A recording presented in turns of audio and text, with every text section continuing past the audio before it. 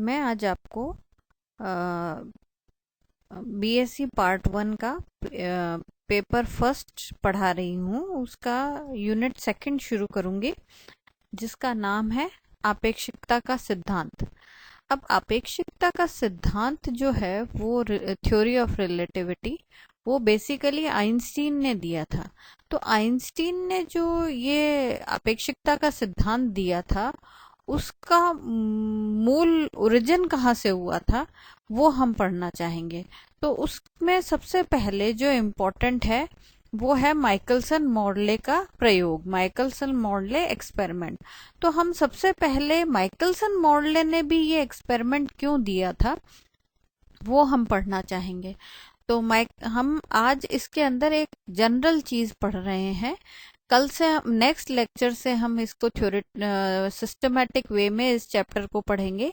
आज सिर्फ मैं आपको स्टोरी बिहाइंड बता रही हूँ कि ये चीजें हम क्यों पढ़ रहे हैं। तो सबसे पहले आज हम करेंगे माइकलसन मॉडले का जो प्रयोग है वो क्यों वास्तव में किया गया था, उसके पीछे कारण क्या था। मुख्य रूप से जो माइकलसन मॉडले का जो एक्सपेरिमेंट है वो जो अपेक्षिकता का विशिष्ट सिद्धांत है उसके लिए एक रास्ता बनाया गया था, उसी का ही एक पाथवे है। तो अब ये अपेक्षिकता का सिद्धांत स्टार्टिंग में जब एग्जिस्टेंस में नहीं था, उसके बारे में किसी को कुछ नहीं पता था, तो असल में बहुत सारे विचार थे, बहुत आइडियाज थे कि हम किसी वस्तु अगर गति कर रही है तो उसके वेग का मान क्या होगा, एब्सोल्यूट मान क्या होगा, मतलब उसका जो मतलब एक्चुअल मान, अब किसी के सापेक्ष नहीं हो, निरपेक्ष मान क्या होगा, इसके बारे में बहुत आइडियाज थे। लेकिन किसी भी वस्तु का वेग जो है वो ज्ञात करना, अगर वो चल रही है तो उसका वेग ज्ञात करना बड़ा मुश्किल था। क्यों? क्योंकि हम जब भी किसी का वेग निकालेंगे तो वो हम किसी के सापेक्ष निकालेंगे। हमें कोई एक ऐसी चीज चाहिए जो कंप्लीटली स्टेशनरी हो और उसके उस पर हम खड़े हो और फिर हम किसी दूसरी गतिमान वस्तु का वेग निकालें। तो एक्चुअल वेलोसिटी निकालना बड़ा मुश्किल हो रहा था। सापेक्ष वेग तो निकल जाता है, इसके सापेक्ष इसका। अब हम तो पृथ्वी पर बैठे हुए हैं, तो पृथ्वी स्वयं ही गतिमान है, तो इस कारण से एक निरपेक्ष वेग का मान निकालना किसी भी वस्तु के लिए बड़ा मुश्किल था। अब साइंटिस्ट को भी ये पता था कि सभी बॉडीज जो है वो गतिमान है, तो अब उन्होंने कहा कोई तरीका ढूंढे। तो इसलिए बहुत सारे वैज्ञानिक उस कार्य में लगे और बहुत सारे आइडियाज हमारे आना शुरू हो गए। तो इन सभी आइडियाज में उस समय जो एक इम्पोर्टेंट आइडिया था वो था न्यूटन का। तो न्यूटन ने क्या कहा था, उसने अपनी क्लासिकल मैकेनिक्स के आधार पर उसने एक सजेशन दिया। उसने कहा कि यूनिवर्स में एक स्थिर निर्देश तंत्र होना चाहिए जिसके सापेक्ष सारी जो वस्तु हैं उनकी गति का मापन हो सके। तो अब वो स्थिर निर्देश तंत्र कहाँ से मिलेगा, उसने कह तो दिया, लेकिन वो स्थिर निर्देश तंत्र होगा कहाँ पर। उसने क्या करा, उसने कहा जो भी होगा उसका नाम उसने रख दिया एब्सोल्यूट फ्रेम ऑफ रेफरेंस या इनवेरिएंट फ्रेम ऑफ रेफरेंस, यानी निरपेक्ष निर्देश तंत्र उसने रख दिया। अब उसने सजेशन दिया कि भाई इस तरीके का ढूंढो और उसके सापेक्ष जो भी आप निकालोगे वेग वगैरह वो सही होगा। अब वो सारे, क्योंकि न्यूटन काफी नामचीन साइंटिस्ट था, तो उस वक्त सभी जने इस टाइप के फ्रेम ऑफ रेफरेंस को ढूंढने लगे, इस प्रकार के निर्देश तंत्र को की खोज होने लग गई। अब उसी समय, उसी दौरान जब ये निर्देश तंत्र का निर्धारण पूरा हो नहीं पाया था, उसी समय मैक्सवेल ने अपना एक सिद्धांत किया था। मैक्सवेल ने उस दौरान ये स्ट्रिक्टली प्रूव कर दिया था कि जो हमारा जो ये प्रकाश है वो एक विद्युत चुंबकीय तरंग है। लाइट जो है वो एक इलेक्ट्रोमैग्नेटिक वेव है, ये उसने सिद्ध कर दिया था। और इलेक्ट्रोमैग्नेटिक वेव में क्या प्रॉपर्टीज हैं ये भी उसने सिद्ध कर दिया था। उसने कहा था कि जैसे ध्वनि या पानी की तरंगों को एक माध्यम की जरूरत होती है एक जगह से दूसरी जगह चलने के लिए, वैसे लाइट जो है उसको माध्यम की जरूरत नहीं होती, और वो बगैर माध्यम के ही एक स्थान से दूसरे स्थान पे गति करने लगती है। तो उन्होंने कहा कि बगैर माध्यम के तो उस वक्त के उसमें जितनी भी तरंगे मौजूद थी जिनका अध्ययन हो चुका था, वो सभी हमारे माध्यम के अंदर ही चलती थी, तो ये किसी को जची नहीं। उन्होंने कहा कि अगर जो विद्युत चुम्बकीय तरंग है वो पानी और इसके अलावा नहीं तो कोई एक ऐसा माध्यम है जिसके बारे में हमें नहीं पता, और उसके अंदर विद्युत चुम्बकीय तरंगे चल रही हैं। उसने कहा ये कोई विशेष माध्यम होगा जिसके अंदर विद्युत चुम्बकीय तरंगे चल रही हैं। उस वक्त और कोई कंसेप्ट आया नहीं दिमाग में किसी के, वैक्यूम का भी कंसेप्ट नहीं आया। तो अब ये ढूंढ मच गई कि लाइट किस माध्यम में चल रही है। जैसे पानी की तरंगे पानी में चलती हैं, ध्वनि तरंगे हैं वो मेटल्स में चल सकती हैं, कोई मीडियम में चल सकती हैं, तो उसकी ढूंढ शुरू हो गई। तो मैक्सवेल की थ्योरी के बाद एक माध्यम दिमाग में आने लग गया कि वो माध्यम जिसके अंदर से लाइट संचरित हो जाती है। अब जब माध्यम की ढूंढ मच रही है तो माध्यम को हम ढूंढेंगे तब जब उसकी कैरेक्टरिस्टिक्स हमारे पास होंगी कि वो माध्यम होना कैसा चाहिए। तो अब माध्यम होना कैसा चाहिए उसके लिए उन्होंने कहा कि एक तो उस वक्त तक मैक्सवेल ने, क्योंकि लाइट की सारी प्रॉपर्टीज उसने बता दी थी, उसने कहा था कि वो अनुप्रस्थ तरंगे होती हैं, विद्युत चुम्बकीय तरंगे अनुप्रस्थ होती है, यानी प्रकाश की तरंगे अनुप्रस्थ तरंगे होती हैं, और उनका जो वेग है वो उसने कैलकुलेट कर दिया था 3 × 10⁸ मीटर्स पर सेकेंड होता है। तो उन्होंने कहा कि जो माध्यम जिसके अंदर से लाइट चलेगी उसमें कैरेक्टरिस्टिक क्या होनी चाहिए। एक तो ये होना चाहिए कि वो अगर ठोस है तो उसकी जो रिजिडिटी है जो वो बहुत ज्यादा उच्च होनी चाहिए। नहीं तो क्या होगा, अगर वो लाइट उसके अंदर इतनी तीव्र गति से गुजरेगी तो वो उसको साथ में खींच के ले जाएगी। यानी अब जैसे मान लो हम कई बार खुद ही अनुभव करते हैं, अगर हम प्लेटफॉर्म पे खड़े हैं और तेजी से ट्रेन हमारे पास से निकलती है तो हमारे को एक पुल फोर्स महसूस होता है टुवर्ड्स द ट्रेन। क्यों होता है? क्योंकि जब तेजी से ट्रेन निकलती है तो वो अपने साथ आसपास की हवा को भी खींच ले जाती है उस जगह से, और खाली स्थान पे पीछे की हवा उस जगह को भरती है तो वो हमारे को भी पुश करती है। तो उन्होंने कहा अगर लाइट इतनी तेज वेलोसिटी से या इतनी तीव्र वेग से चलेगी तो जिस माध्यम में से वो चल रही है या तो वो उसको साथ ही अपने खींचती भी ले जाएगी। तो इसलिए माध्यम जो है वो रिजिड होना चाहिए, बहुत अच्छा रिजिड होना चाहिए, जिससे कि लाइट जब उसमें से गुजरे तो वो अपनी जगह से ना हिले। और दूसरी बात यह है क्योंकि लाइट तो सभी सारे संसार से आ रही थी, तो उसने कहा कि इस तरीके की होनी चाहिए कि उसके अंदर से जब वो हेवनली बॉडीज यानी जितनी भी अपने सूरज चांद तारे जब उसके अंदर से चलें तो उनमें कोई घर्षण नहीं होना चाहिए। ये इस तरीके का माध्यम। तो अब अगर वो रिजिड है और उसके अंदर से सूरज चांद तारे या कोई भी गतिमान करेंगे तो वो आपस में घर्षण तो होएगा। अगर हम साधारण धरती के हिसाब से देखें तो उनमें फ्रिक्शन होता है, लेकिन उन्होंने कहा कुछ इस तरीके का माध्यम होना चाहिए। तो इस तरीके के जो आइडियाज थे इससे और खोज होने लग गई कि ऐसा कोई निरपेक्ष माध्यम निर्देश तंत्र हम ढूंढ पाए जो इस तरीके के मीडियम माध्यम की जो प्रॉपर्टीज है उनको डिस्क्राइब कर पाए, और उसको हम किस में यूज करेंगे, हम उसको किसी भी वस्तु का जो वास्तविक वेग क्या है उसको ढूंढ करने में हमारे को मदद मिल जाएगी।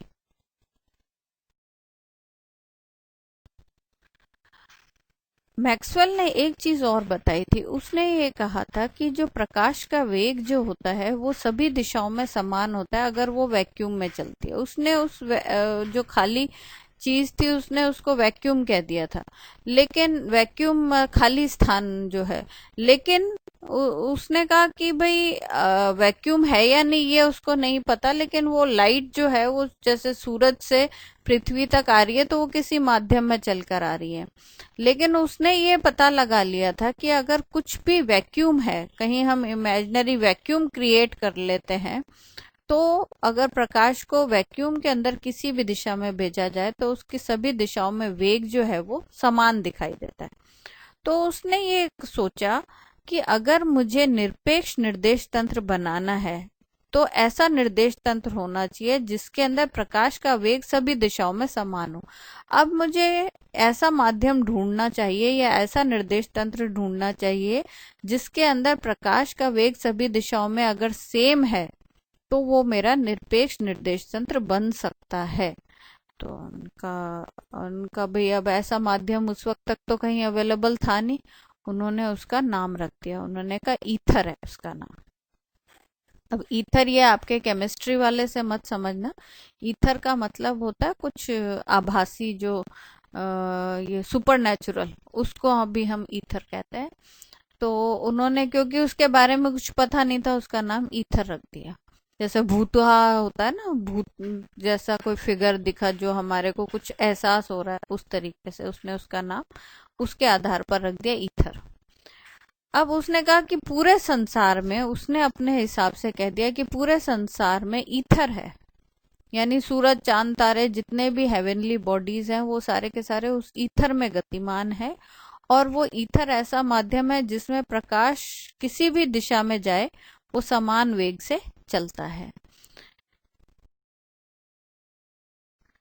अब जब ईथर का नामकरण हो गया तो अब ईथर की प्रॉपर्टीज ढूंढने लगे और वो किस तरीके से एक निरपेक्ष निर्देश तंत्र की तरीके से काम करेगा, इसके खूब सारे आइडियाज साइंटिस्ट ने रिसर्च के द्वारा देना शुरू कर दिया।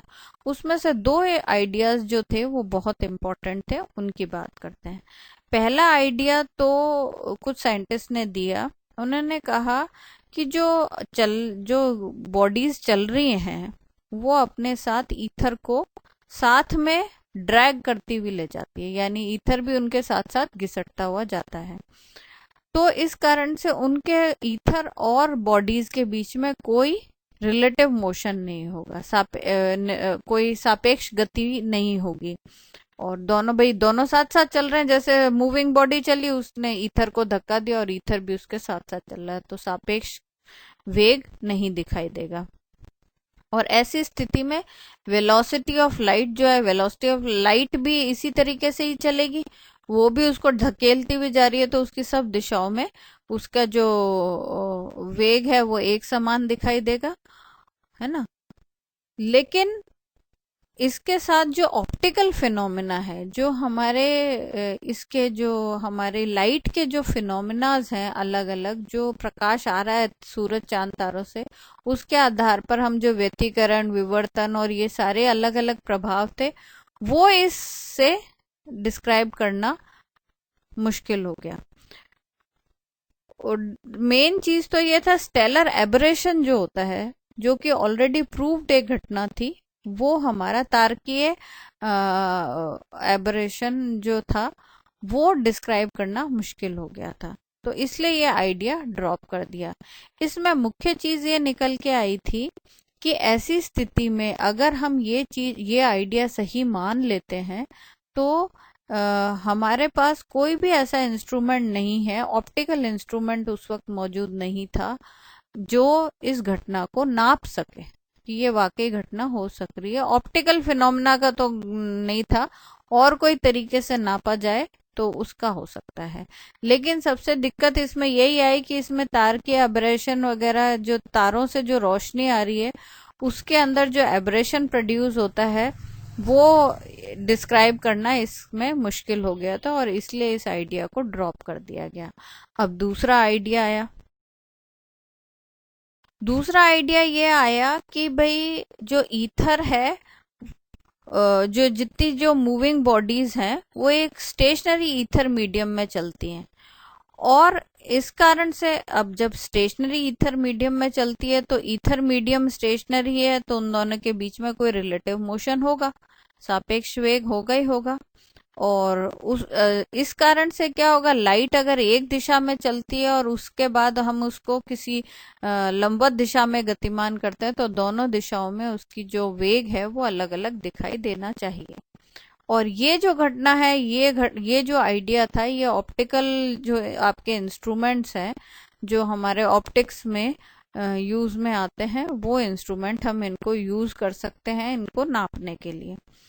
तो इसलिए उन्होंने कहा कि भाई इसके अंदर जो वेलोसिटी है किसी मूविंग बॉडी की, वो हम ऑप्टिकल इंस्ट्रूमेंट की मदद से कर सकते हैं। तो ये सेकंड आइडिया थोड़ा फिजिबल था, और स्टेलर एब्रेशन वगैरह की घटनाओं में भी ये सही लग रहा था। तो इस आइडिया को आगे कंटिन्यू किया गया। तो अब ये आइडिया क्या हो गया कि ईथर तो खुद रुका हुआ है, पूरे संसार में ईथर है जो कि रुका हुआ है, और सूरज चांद तारे जो भी जितने भी आपके स्टेलर बॉडीज हैं वो सारी की सारी उसके अंदर चल रहे हैं। तो अब हम क्या कर सकते हैं, उन्होंने कहा कि भाई अब हम उनके सभी की गति इस ईथर के सापेक्ष निकाल सकते हैं। ये आइडिया दिमाग में आ गया कि भाई ईथर हमारा एक स्टेशनरी फ्रेम ऑफ रेफरेंस बन सकता है। तो उन्होंने सबसे पहले ये कहा कि जो लाइट जो है, अगर ऐसी स्थिति होगी तो लाइट अगर एक दिशा में गति करती है और उसके लंबवत दिशा में अगर गति करेगी, तो दोनों दिशाओं में वेलोसिटी में कुछ अंतर दिखाई देना चाहिए। इस आइडिया को लेने के कारण ये आइडिया जो है इसके लिए विचार होना शुरू हो गया। तो माइकलसन मोर्ले ने एक इंस्ट्रूमेंट बनाया, क्योंकि अब कोई भी किसी के पास भी ऐसा इंस्ट्रूमेंट नहीं था जो वेलोसिटी ऑफ लाइट का एक दिशा में मापन करे और फिर उसकी लंबवत दिशा में मापन करे। ये आइडिया लंबवत दिशा में मापन का क्यों था, क्योंकि जैसे पृथ्वी चल रही है, तो पृथ्वी की दिशा में ही अगर लाइट चल रही है तब तो उसका सापेक्ष वेग निकालना थोड़ा मुश्किल हो जाएगा, क्योंकि दोनों एक ही डायरेक्शन में है। चलो उधर हमने निकाल भी लिया, सापेक्ष वेग निकाल लिया हमने, ईथर के सापेक्ष निकाल लिया। तो लंबवत दिशा में अगर प्रकाश का वेग चलता है और जो धरती है वो एक एक्स दिशा में चल रही है और प्रकाश वाई दिशा में चल रहा है, तो निश्चित ही इन दोनों के बीच में कोई वेग में परिवर्तन दिखाई देगा ही देगा। तो इसके लिए अब ये वेग में परिवर्तन दिखाई कैसे नापे हम इसको, इसके लिए माइकलसन मोर्ले ने एक इंस्ट्रूमेंट बनाया। पहले माइकलसन ने ही एक इंटरफेरोमीटर बनाया था जो इंटरफेरेंस को मेजर करता था, व्यतिकरण को नापता था, लेकिन वो इतना सेंसिटिव नहीं था। फिर माइकलसन मोर्ले दोनों ने मिलकर एक सुपर सेंसिटिव इंस्ट्रूमेंट बनाया जिसको उन्होंने नाम दिया माइकलसन इंटरफेरोमीटर। वो था इंटरफेरोमीटर, उसने ही बनाया था। और इसका मॉडिफाइड डिजाइन जो थी वो इन दोनों ने मिलकर बनाई। बेसिकली माइकलसन ने पहले बनाया था। और इस इंस्ट्रूमेंट की मदद से उन्होंने क्या निकालने की कोशिश करी, धरती का वेग निकालने की कोशिश करा विद रिस्पेक्ट टू ईथर। अब ये कैसे कि उन्होंने क्या करा, उन्होंने कहा वेलोसिटी ऑफ लाइट तो सभी दिशाओं में समान है, तो हम क्या कर सकते हैं, एक बार वेलोसिटी अर्थ की दिशा में लाइट को भेजते हैं और एक बार लंबवत दिशा में भेजते हैं, और उन दोनों में जो अंतर है वो अंतर हमारा ईथर के रिस्पेक्ट में जो उसकी वेलोसिटी है वो निकाल पाएगी। कुछ इस तरीके का आइडिया उनके दिमाग में है। तो इस आधार पर माइकलसन मोर्ले जो एक्सपेरिमेंट था वो हमारा बेसिकली उस ईथर जो माध्यम माना गया था, उस माध्यम एग्जिस्ट करता है या नहीं, और अगर एग्जिस्ट करता है तो धरती का वेग उसके सापेक्ष कितना है, ये निकालने का प्रयास किया गया था। तो अब ये एक्सपेरिमेंट कैसे किया और इसको थ्योरेटिकली कैसे किया और प्रूव कैसे किया और इसके रिजल्ट्स क्या रहे, वो हमारा आगे वाले लेक्चर में हम पढ़ेंगे। ये हमने इसका एक ब्रीफ ओवरव्यू करा है कि ये सारी जो घटना थी, माइकलसन मॉर्ले के अचानक से दिमाग में कैसे आ गया कि ये एक्सपेरिमेंट करके हम देखें, इसके पीछे के आइडियाज थे। यानी आइडिया क्या था, एक स्थिर निर्देश तंत्र मिले जिसके सापेक्ष सभी वस्तुओं की गति हम निकाल सके। और साथ ही साथ क्योंकि मैक्सवेल ने बता दिया था कि लाइट एक ऐसी चीज है जो सभी दिशाओं में समान रूप से गतिमान होती है, और उसका जो माध्यम है उसके बारे में उनको कुछ पता नहीं था। तब तक ये नहीं पता था कि सारी जगह पर वैक्यूम है। उन्होंने कहा कोई ना कोई माध्यम होगा जरूर, उसका नाम उन्होंने ईथर रख दिया, और उस ईथर के सापेक्ष सारी घटनाएं स्टडी होने का प्रयास करने लगे। सभी साइंटिस्ट एक जैसा सा प्रयास करने लगे। फिर माइकलसन मॉर्ले ने जो एक्सपेरिमेंट किया उससे एक इम्पॉर्टेंट रिजल्ट निकला, और उससे हमारी जो फिजिक्स की एक नया आधार शुरू हुआ, जिसको हम कहते हैं आपेक्षिकता का सिद्धांत। ये हम अगले लेक्चर में पढ़ेंगे। धन्यवाद।